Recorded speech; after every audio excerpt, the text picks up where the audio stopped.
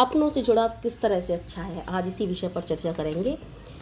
जब एक माँ बड़ी आस के साथ 9 महीने बच्चे को अपनी गर्भ में रखती है और बड़ी आस लगाती है कि मेरा बेटा ऐसा होगा, मेरा बेटा वैसा होगा, माँ ही क्यों, उसका पिता भी, उसके दादी बाबा और उसके परिवार के अन्य जन जो भी होते हैं, चाचा चाची ताऊ ताई, सभी आस लगाते हैं कि हमारा बेटा इस तरह का होगा या हमारे घर में जो आने वाला शख्स है वो इस तरह का होगा। लेकिन वही सभी के अरमानों पर जब पानी फेर देता है और गलत राह पर निकल जाता है, किसी की कोई परवाह ही नहीं करता, वो क्यों ऐसा करता है? क्योंकि उसको आपसे जुड़ाव नहीं रहा, क्योंकि उसको आपसे लगाव नहीं रहा।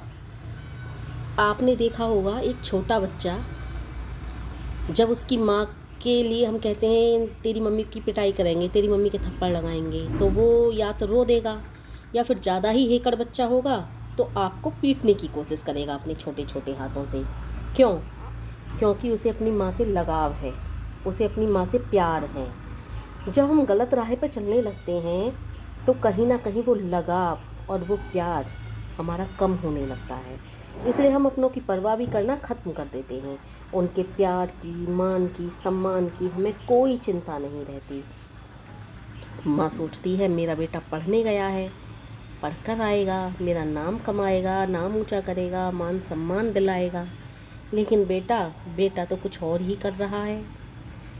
आपने देखा होगा कि जब हम कोई गलत काम करने जाते हैं तो हमारी जो आत्मा होती है वह हमें गवाही देती है कि तुम गलत काम करने जा रहे हो, इस काम को मत करना।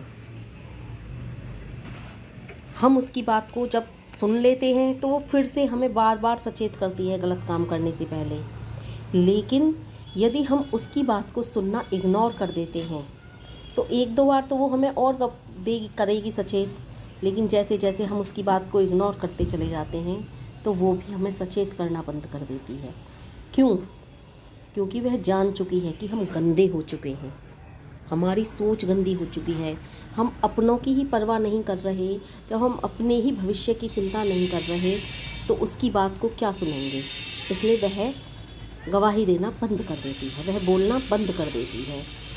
लेकिन वहीं अच्छे व्यक्ति अपनों की भी परवाह करते हैं, अपनों के मान सम्मान की भी परवाह करते हैं। वो सोचते हैं यदि मैं शराब पीऊँगा या फिर किसी के साथ दुष्कर्म करूँगा या फिर कुछ भी गलत करूँगा तो मेरे मम्मी पापा के मान सम्मान को ठेस पहुँचेगी।